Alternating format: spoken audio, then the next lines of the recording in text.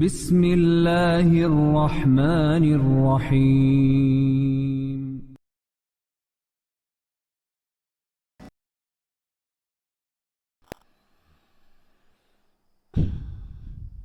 Bismillahirrahmanirrahim.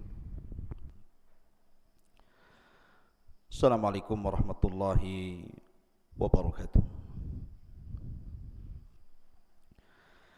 Bihamdillahi wassalatu wassalamu ala rasulillah wa ala alihi wa sahbihi wa mawalah wa la hawla wa la quwata illa billahi wa ba'du. Qala Allahu azza wa jalla ya ayyuhalladzina amanu taqullaha haqqa tuqatih wa la tamutunna illa wa antum muslimun. Wa qala sallallahu alaihi wasallam man salaka tariqan yaltamisu fihi ilma sahhalallahu bihi tariqan ilal jannah. Ma'asyiral muslimin yang dimuliakan Allah Subhanahu wa taala, alhamdulillah di pagi hari ini kita bisa kembali duduk bermajlis ilmu walaupun lewat media. Salawat dan salam kita haturkan kepada Rasul kita, Nabi kita, qudwah kita Rasul sallallahu alaihi wasallam Muhammad bin Abdullah. Kemudian juga bersyukur kepada Allah Subhanahu wa taala masih diberikan karunia sehat. Kucing ini mau ikut kaji nih. Baik. Ma'asyiral muslimin yang dimuliakan Allah Subhanahu wa taala. Di pagi ini kita akan mengangkat sebuah kisah tokoh dalam Islam. Rajulun thalith fi daulatil Islam.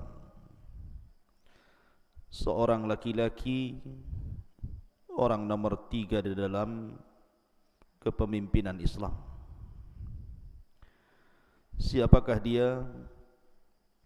Dialah Utsman ibn Affan ibn Abil As ibn Umayyah ibn Abdis Syamsi ibn Abdul Manaf. Berjumpa nasabnya dengan Nabi sallallahu alaihi wasallam pada Abdul Manaf. Ayahnya Affan. Disebut Affan karena selalu menjaga kehormatan. Maka tentu sifat baik orang tua juga akan turun kepada anaknya. Utsman ibn Affan yang mewarisi akhlak ayahnya Affan.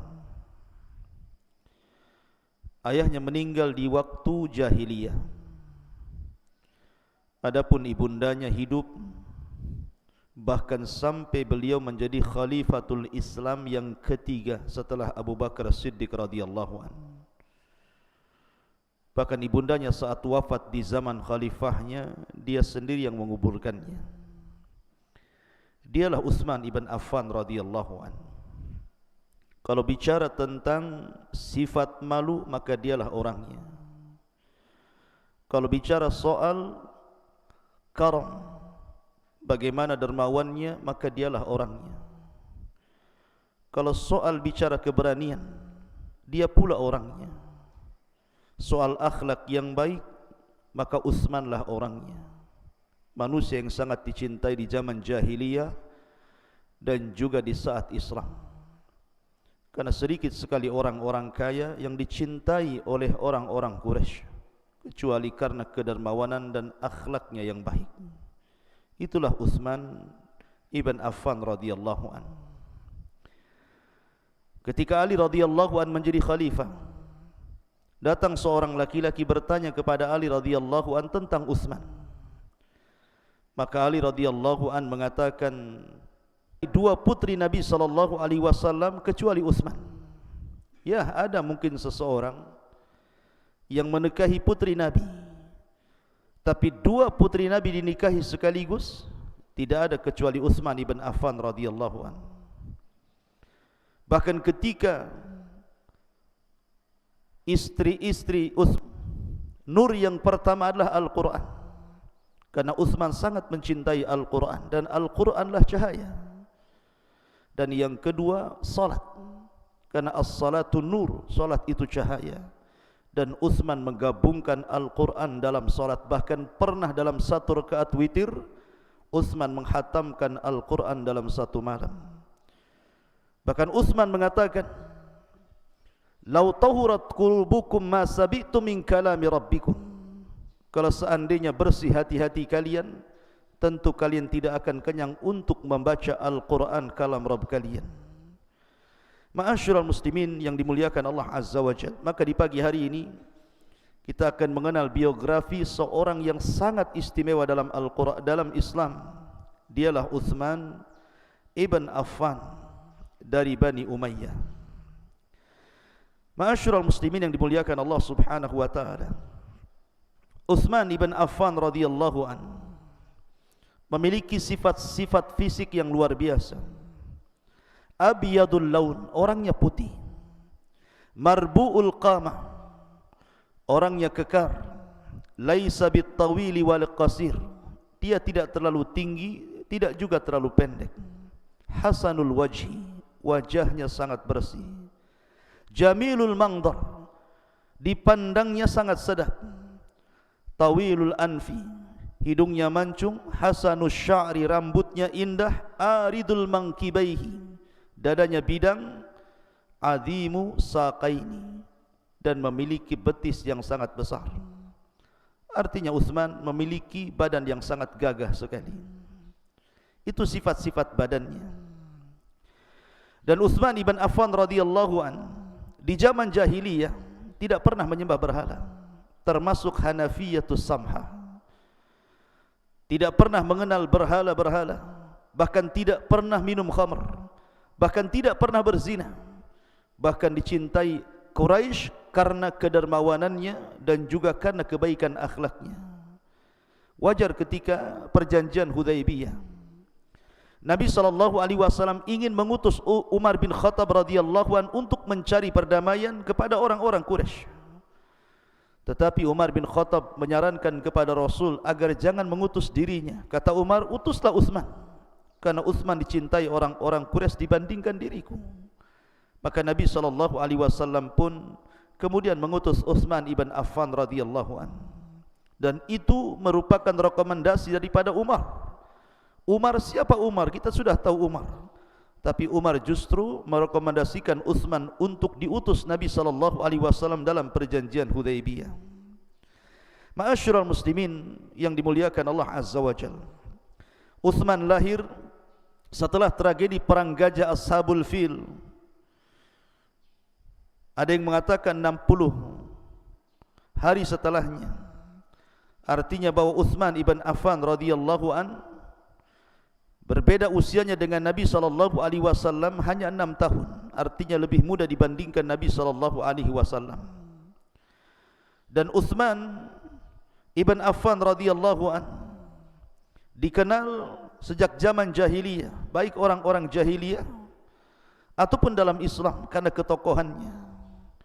Ma'asyiral muslimin yang dimuliakan Allah Subhanahu wa taala, Allah berikan karunia harta yang cukup banyak, dan dia piawai dalam berniaga, sehingga dia termasuk orang-orang kaya di zaman jahiliyah dan setelah Islam, dan kekayaannya sangat bermanfaat bagi kaum muslimin.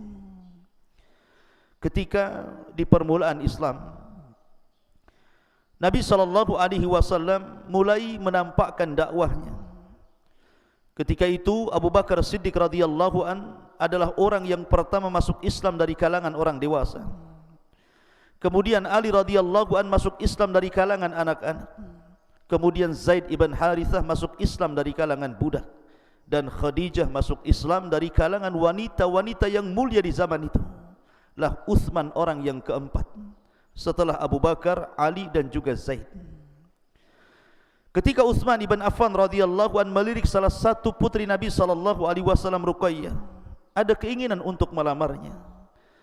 Akan tetapi tiba-tiba kemudian datang putranya Abi Lahab, Utbah ibn Abi Lahab, kemudian melamar Ruqayyah dan Nabi SAW menerima lamarannya, dan ini sebelum Nabi diangkat menjadi Nabi dan Rasul. Fahazina Utsman, maka Utsman pun sedih karena Ruqayyah keburu dipinang oleh putra Abu Lahab, Utbah bin Abi Lahab. Maka berjalannya waktu sampai akhirnya Nabi SAW diangkat menjadi Nabi dan Rasul. Kemudian datanglah bibi Utsman ibn Affan radhiyallahu an. Ketika itu Utsman berada di rumahnya dan mengatakan, "Ya Utsman, ala sami'ta? Tidakkah kau mendengar bahwa di Quraisy ini ada seorang nabi yang baru muncul mendakwahkan dakwah tauhid dan juga menjauhkan manusia dari sembahan berhala?" Maka Utsman pun kemudian mendengarkan apa yang dikatakan bibinya. Keluarlah Utsman pada suatu waktu. Ketika itu Abu Jahal berjumpa dengan Abu Bakar Siddiq radhiyallahu an. Kemudian mengatakan, "Ya Abu Bakrin, kenapa kau tidak bermajlis lagi dengan kami?" Tapi Abu Bakar Siddiq mengatakan, "Saya tidak suka bermajlis dengan anda." Ketika pembicaraan itu datanglah Utsman ibn Affan radhiyallahu an. Kemudian Utsman mengatakan kepada Abu Bakar, "Ya Abu Bakrin, aku mendengar bibiku bicara bahwa ada seorang nabi yang mendakwahkan dakwah tauhid dan juga memerintahkan manusia untuk menjauhi kesyirikan." Maka Abu Bakar Siddiq radhiyallahu an mengatakan, "Ya Utsman, kalau engkau mau berjalanlah bersama saya, walaupun sebentar." Maka berjalanlah Utsman bersama Abu Bakar Siddiq radhiyallahu an dan mengatakan, "Ya Utsman, anta rajulun aqil, engkau seorang laki-laki yang berakal. Maukah ku tunjukkan kepadamu seorang laki-laki yang telah mengaku nabi, mengajak manusia ke dalam tauhid dan juga mengajak manusia untuk menjauhi sesembahan selain daripada Allah Subhanahu wa taala.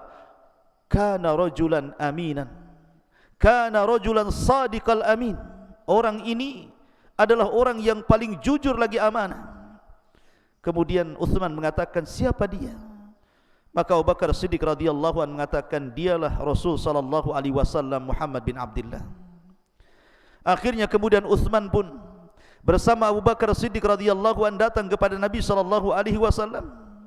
Kemudian Nabi SAW membacakan ayat-ayat Al-Quran di hadapan Utsman. Maka Utsman pun mengatakan, "Asyhadu an la ilaha illallah wa asyhadu annaka Rasulullah."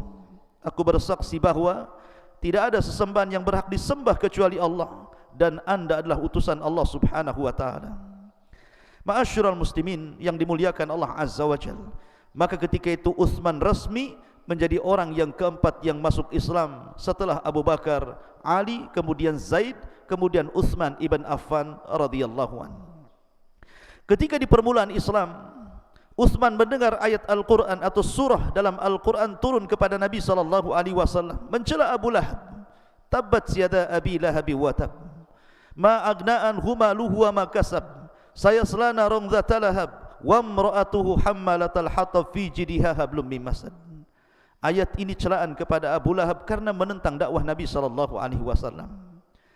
Ketika Utbah dan Utaibah sudah resmi menjadi suami daripada Ruqayyah dan Ummu Kulthum, kemudian keduanya safar ke Syam, tiba-tiba Nabi SAW diangkat menjadi Nabi dan Rasul tanpa sepengetahuan keduanya.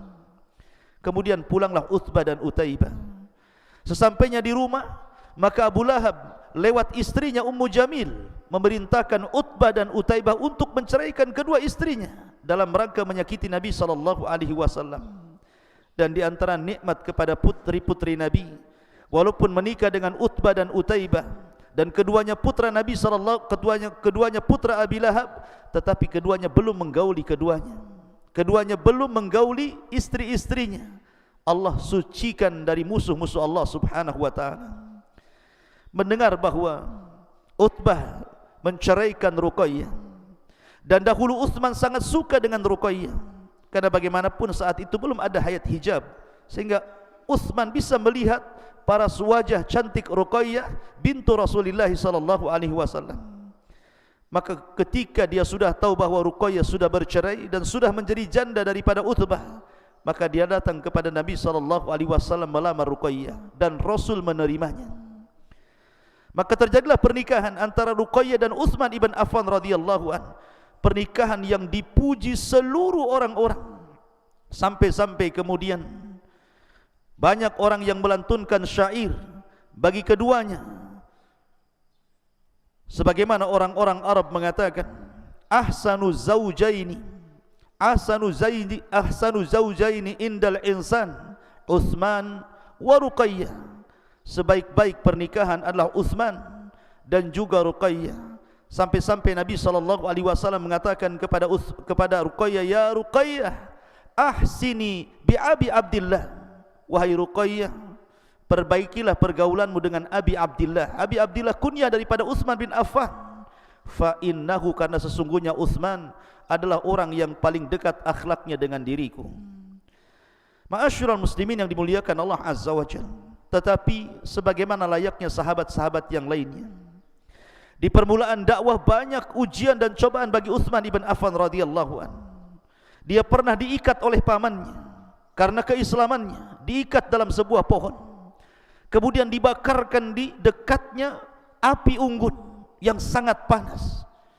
Kemudian pamannya mengatakan, utruk dina Muhammad, tinggalkan agama Muhammad, tinggalkan agama Muhammad, dan saya tidak akan meninggalkan kamu dekat perapian ini.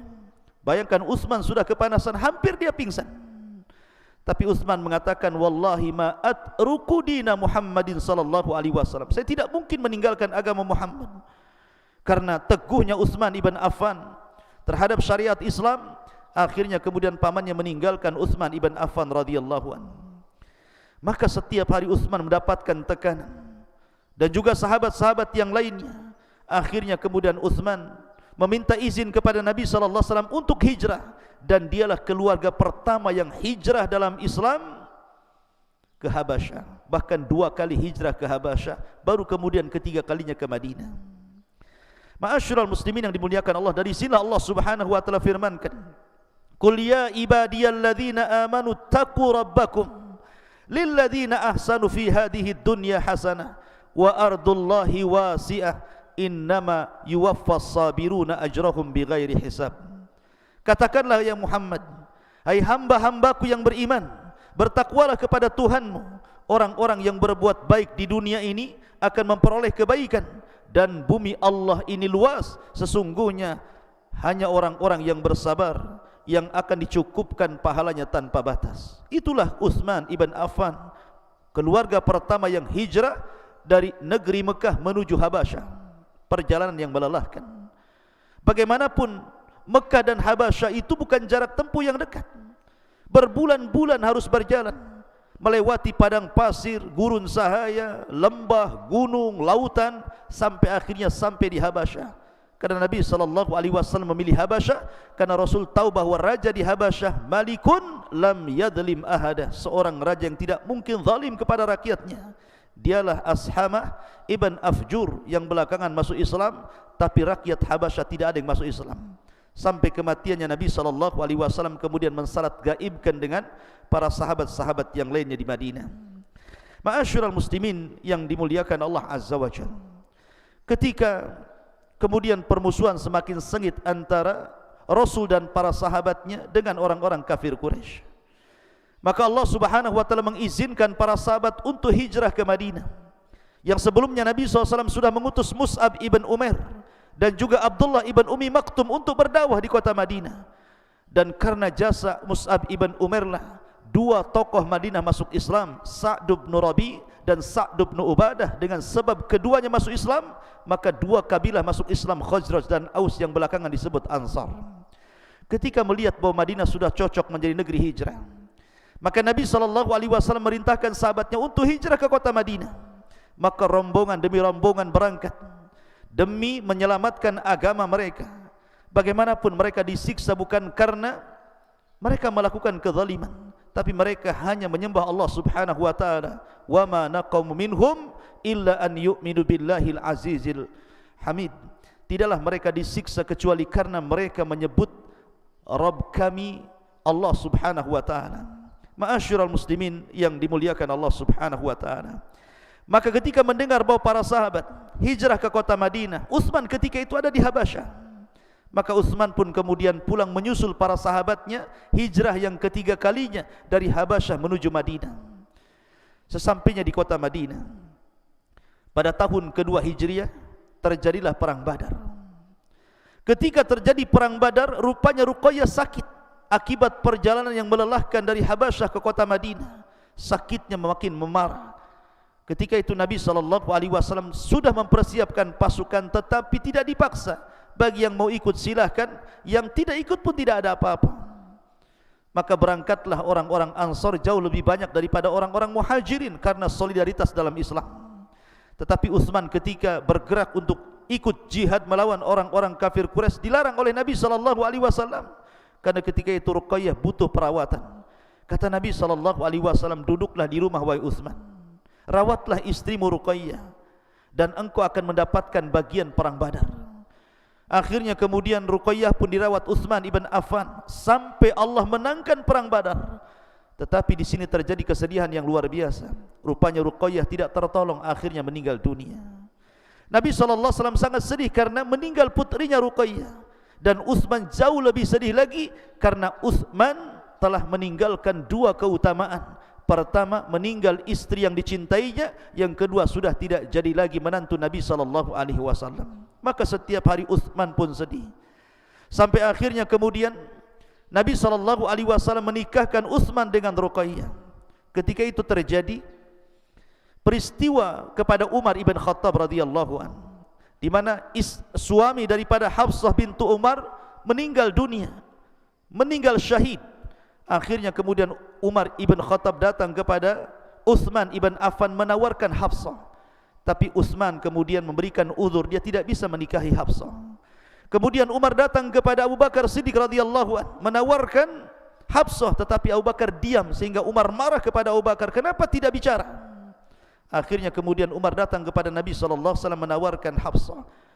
Dan kemudian Rasul mengatakan, adapun Hafsah ya Umar, maka dia akan menikah dengan orang yang jauh lebih baik dibandingkan Utsman ataupun Abu Bakar. Adapun Utsman, maka dia akan menikah dengan orang yang jauh lebih baik daripada putrimu Hafsah. Maka selang beberapa waktu Nabi SAW pun kemudian datang kepada Umar melamar Hafsah. Kemudian setelah itu Rasul SAW menawarkan Ummu Kulthum kepada Utsman, karena Utsman sudah menjadi duda karena meninggalnya Ruqayyah bintu Rasulullah SAW. Ketika itu Abu Bakar datang kepada Umar dan mengatakan, ya Umar, kenapa aku tidak menjawab persoalanmu? Karena aku pernah mendengar Rasul menyebut-nyebut nama putrimu Hafsah. Ma'asyiral muslimin yang dimuliakan Allah Azza wa Jalla, tapi Allah takdirkan kemudian Ummu Kulthum juga meninggal dunia. Akhirnya kemudian Utsman pun sedih karena orang yang dicintainya kembali meninggal dunia dan tidak menjadi menantu Nabi SAW kembali. Maka Nabi SAW menghibur Utsman dan mengatakan, ya Utsman, kalau seandainya aku memiliki putri yang ketiga, aku nikahkan dia dengan kamu. Tapi sayang, aku sudah tidak memiliki putri lagi kecuali Ruqayyah dan juga Hafsah, sementara Fatimah sudah menikah dengan Ali radhiyallahu an. Ma'asyiral muslimin yang dimuliakan Allah Azza wa Jalla. Adapun akhlak Utsman ibn Affan radhiyallahu an. Utsman ibn Affan terkenal dengan perasaan malunya. Dan Nabi SAW mengatakan, al-haya'u la ya'ti illa bi khairin. Rasa malu itu tidak mendatangkan kecuali kebaikan. Itulah Utsman ibn Affan radhiyallahu an. Abu Musa al-Ash'ari radhiyallahu an suatu ketika menjadi bawabah, menjadi satpam bagi rumah Nabi SAW. Datang Abu Bakar Siddiq radhiyallahu an minta izin kepada Abi Musa untuk menemui Nabi SAW. Maka Abu Musa datang kepada Rasul dan mengatakan, ya Rasulullah, Abu Bakar ada di depan rumah. Maka Rasul mengatakan, bukakan kepada Abu Bakar, fabasyirhu bil jannah, habarkan Abu Bakar dengan surga. Kemudian setelah itu datang Umar ibn Khattab radhiyallahu an meminta izin kepada Abu Musa untuk masuk ke rumah Rasul. Maka Abu Musa datang kepada Rasul dan mengatakan, ya Rasul, Umar ada di rumah, di depan rumah anda. Maka Rasul mengatakan, bukakan pintu kepada Umar, fabasyirhu bil jannah, kasih kabar gembira dengan surga kepada Umar. Kemudian selang beberapa waktu datang Utsman bin Affan radhiyallahu an. Kemudian Abu Musa mengatakan, ya Rasulullah, Utsman datang. Maka Rasul mengatakan, bukakan pintu untuk Utsman, fabasyirhu bil jannah fi balwa yusibu, fi balwa yusibu, kabar gembirakan kepada Utsman bahwa dia termasuk orang yang dapat surga, tetapi dia akan mendapatkan balwa, mendapatkan ujian dari Allah yang sangat besar sebelum wafatnya. Ya, Abu Bakar mati wajar. Dia mandi tengah malam untuk qiyamul lail, dengan sebab itu Abu Bakar meninggal dunia karena sakitnya. Adapun Umar ketika menjadi imam subuh ditusuk oleh Abu Lulu al-Majusi. Tapi Utsman tidak demikian. Utsman akan diuji dalam kekuasaannya. Sehingga Nabi SAW mengatakan, ya Utsman, innallaha sayuqammisuka qamisan. Allah akan memberikan baju kepadamu ya Utsman.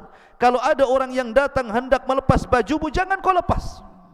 Artinya bahwa kalau kekuasaanmu akan diganggu, kalau ada orang yang datang memberontak untuk melepaskan kekuasaanmu, jangan kau lepas sampai Allah takdirkan sesuatu yang baik untukmu. Ma'asyiral muslimin yang dimuliakan Allah Azza wa Jalla. Kemudian dalam hadis Aisyah radhiyallahu anha juga disebutkan, ketika Nabi SAW sedang berbaring, betisnya nampak.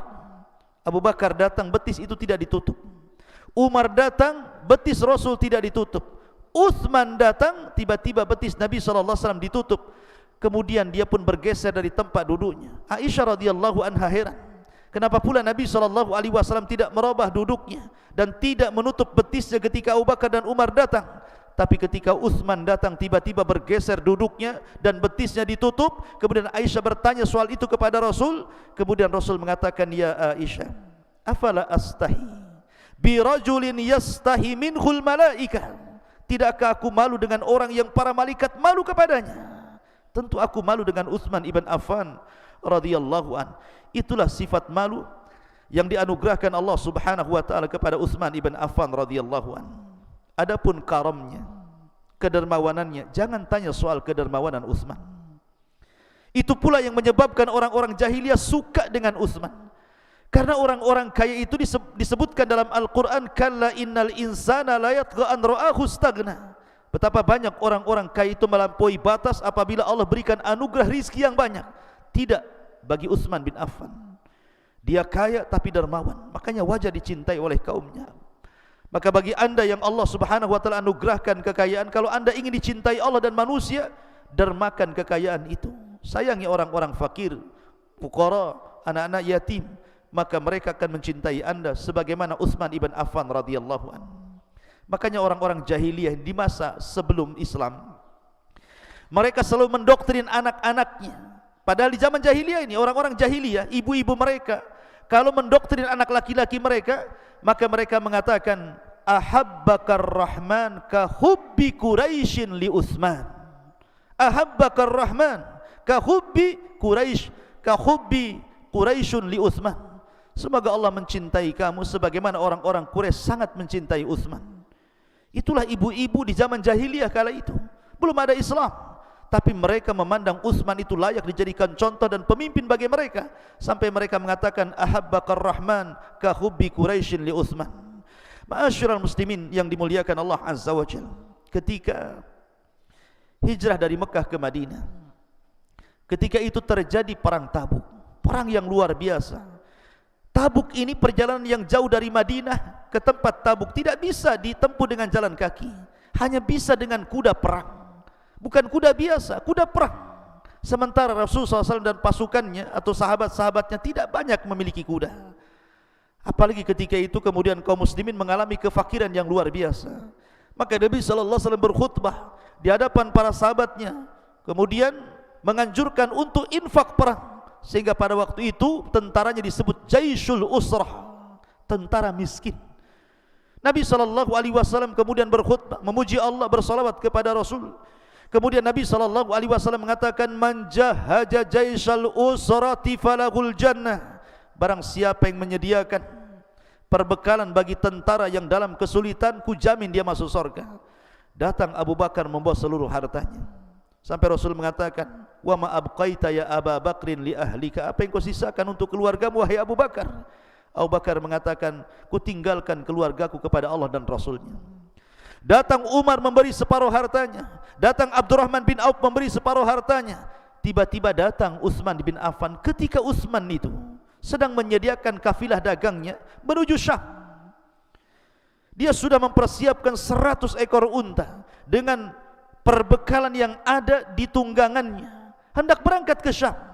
Mendengar Nabi SAW mengatakan, man jahaja jaisyal usra falahul jannah. Tiba-tiba Utsman datang kepada Rasul dan mengatakan, ku serahkan 100 ekor unta bersama isinya untuk anda fi sabilillah.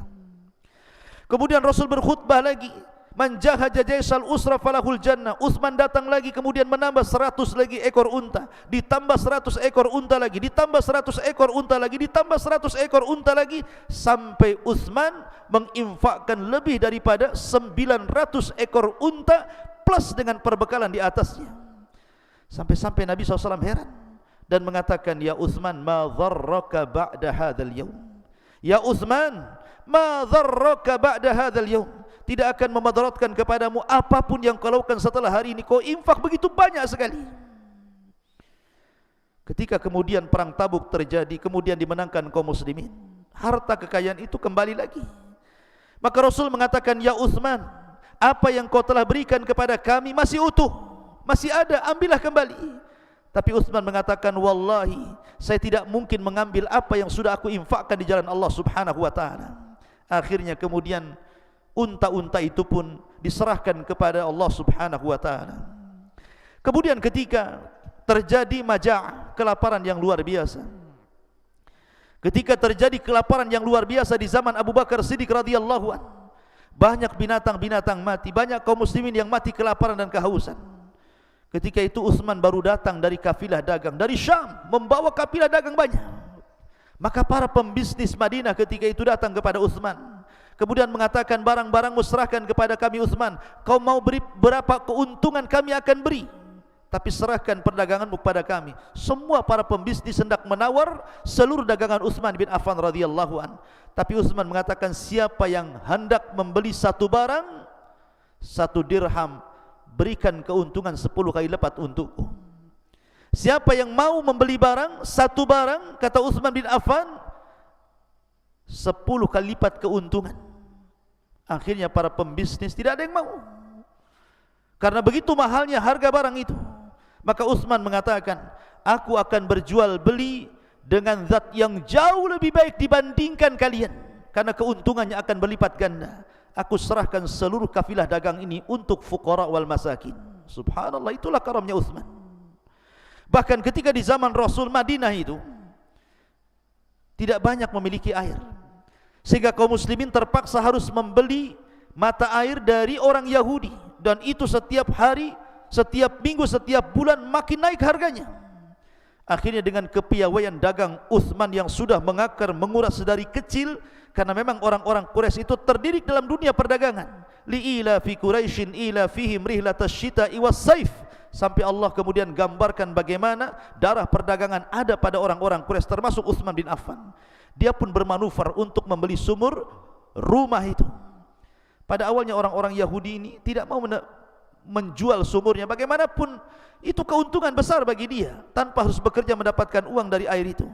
Tapi dengan kepiawaian Utsman, dia mengatakan kepada orang Yahudi, jualah sumurmu kepadaku. Kalau engkau tidak mau menjual semuanya, maka jualah separuhnya. Dari jam sekian ke jam sekian, itu milikmu. Dari jam sekian ke jam sekian, itu milikku. Akhirnya kemudian sepakat.